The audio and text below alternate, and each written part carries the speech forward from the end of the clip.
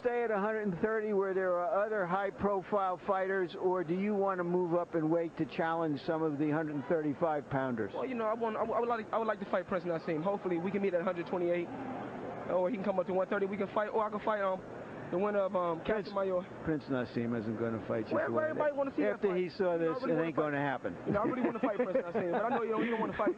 But hopefully, I can fight the winner of Castillo and free test. What did you talk to about with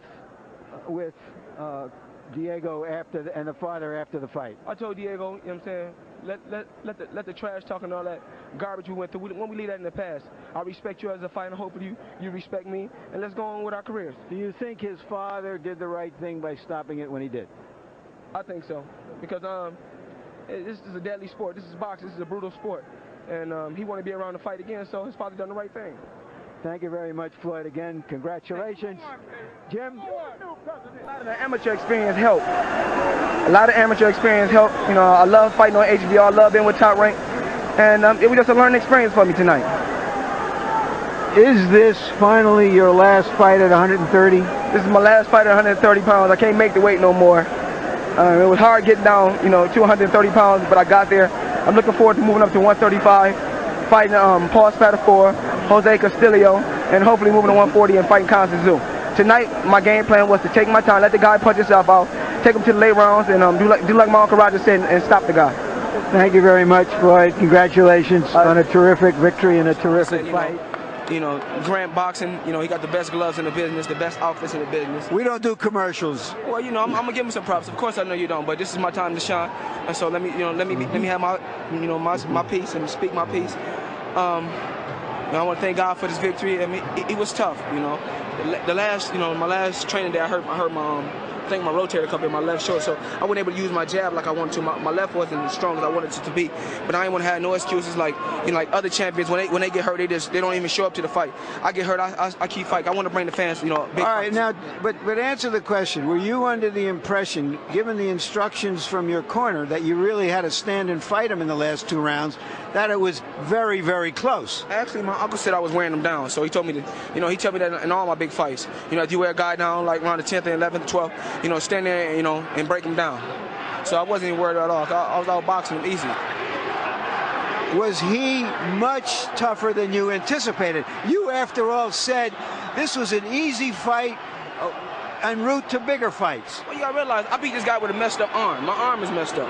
But I don't have no excuse. I don't ever back down to turn out fights. So it was a harder fight than you anticipated with what you came into the ring with? With one arm, yes. One arm, yes. If you want to rematch, we can do it again. So are you suggesting that you think, given the fact that a lot of people here believe that he won the fight, that you think you should give him a rematch? This is boxing. You have ups, you have downs. He was a good fighter. It was a good fight. At home, you know. I hope God bless you and you get better. But Jose Luis Castillo, he was real tough. You know, a tough opponent, and that's what I was looking for. A tough fight, a good, exciting fight, and that's what he brought tonight. The scores were even closer this time than last time, and yet last time you fought with an injured shoulder. How do you account for that? Like I said before, I'm the black sheep of boxing. I'm fighting against the odds, but you know, with prayers and God behind me, can't nothing stop me. What odds are you talking about? I'm saying, you know, I feel like everybody is against Floyd Mayweather, but you gotta get respect where respect is due. I'm one of the best out there, pound for pound, and I prove myself over and over again. Floyd Mayweather's not ducking or dodging any opponent out there. I'm willing to fight whoever, whenever. So does that mean that next time you might fight a Stevie Johnston or a Juan Lezcano? Anything is possible. Like I said, I love to fight Stevie Johnson. I love to fight Juan Lezcano. But like I said, I'm looking forward to the bigger paydays, to the bigger fighters out there. I mean, like I said before, I want to fight big fights, and you know, I got to just give thanks to all to God, my family, Team Mayweather. Without him, you know, Floyd Mayweather wouldn't be where he's at today. Thank you very much, Floyd. Thank you. Congratulations again. HBO fans in Grand Rapids, Michigan. These are my first fans. It feel good tonight. I feel good. There are some very good challengers out there in the lightweight division still, like Lezcano and Casamayor and possibly Freitas, maybe some others. Why wouldn't you want to clean that up before you moved up in weight? Well, I actually fight these guys in the past. I've been trying to get Lezcano, Casamayor, Freitas in the past. These guys didn't want to fight me, so I'm finna move up to bigger and better things. I'm looking forward to fighting Arturo Gatti next. That's a big pay-per-view fight for me, and that's what I'm looking forward to doing. I have to tell you, I don't want to bring you any bad news, but Arturo Gatti's manager, Pat Lynch, told me yesterday.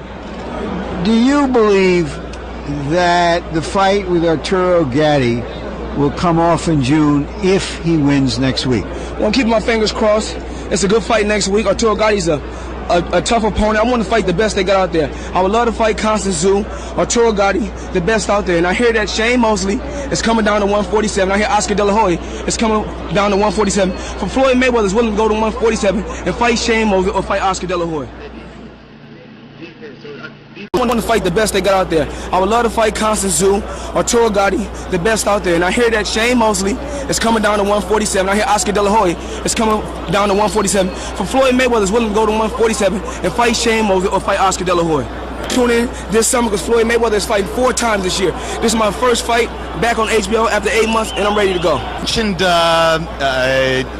Oscar De La Hoya, Shane Mosely, Ndou. I don't know if I were Oscar De La Hoya or Shane Mosely if I'd even want to give Floyd Mayweather a chance against me at 147 pounds. Well, because he had everything to gain and nothing to lose, and they would have everything to lose and nothing to gain. Exactly. So that would be really a dumb fight for either one of those guys, but you never know what happens in this game. Money talks, and you never know. If Mayweather were to get a chance to beat Castillo and do it, maybe he'd be a big enough star that the money would make it talk. That would be a good fight. I would also like to see him maybe take on a person like a Zab Judah. All right. Well, this sensational knockout can change the landscape for you. Now, earlier you had issued almost categorical statements that you would not fight Floyd Mayweather at welterweight this year. This kind of performance can explode that in terms of people wanting to see it. So, if there is the possibility of making a huge payday, maybe the biggest one you've ever made, will you reconsider your earlier statements? Well, I mean, you never know what happens, but I know that, you know, I had planned to go on trips and stuff like that even before this fight, and you know, a fight in November, I don't know if I'll be able to properly train in November, so that's why I said next year will be a perfect opportunity for me to step in the ring with Floyd Mayweather. So the door is a little bit open if somebody should lay an offer on the table for you next week. Definitely. I mean, you know, I know there's there's a fight in November, and he has that card in November. I mean, you know, Margarito's sitting out there waiting for an opportunity, and he's one of the next top welterweights out there. Won't they go ahead and fight? And next year, I mean, me and Floyd can meet up after that fight. Well, wouldn't that possibly interfere with the plans of your boss or partner, Oscar De La Hoya, to fight him next May? Why not seize the opportunity now if it comes along? Well, I don't know. Like I said, I mean, you know, as I'm sitting here, my tooth is a little loose right now. I'm trying to figure out if I gotta go to the dentist and give me some dentures in a second. So you can't think ahead to Monday. So I can't think ahead. You know, I've been feeling my tooth right now. I mean, I feel like it's coming out. It looks like it, but I feel like it's coming out. So I gotta see what's going on. You know. All right. Thank you very much.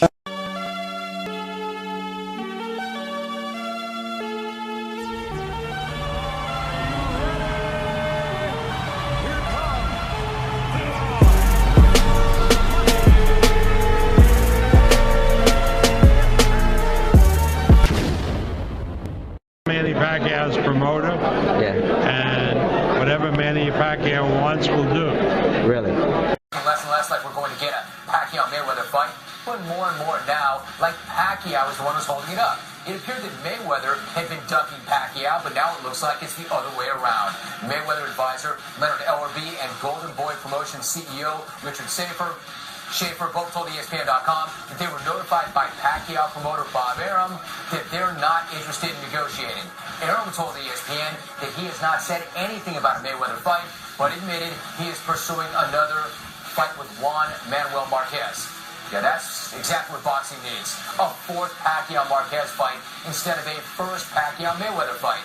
So obviously the tables are now turned, and it's Pacquiao that's ducking Mayweather, not the other way around. And seeing Pacquiao last weekend, I could see why he would be. Marquez gives Pacquiao fits. Mayweather shut Marquez out. Marquez once again exposed Pacquiao's inability to handle counterpunchers, and Mayweather is the best counterpuncher in that sport, much better than Marquez. Fact is, Mayweather is bigger, faster, and much slicker defensively than Marquez, and you could argue that Marquez actually beat Pacquiao in 2, if not all 3 of those fights. Styles make fights, and Mayweather is not a good matchup for the Pac-Man.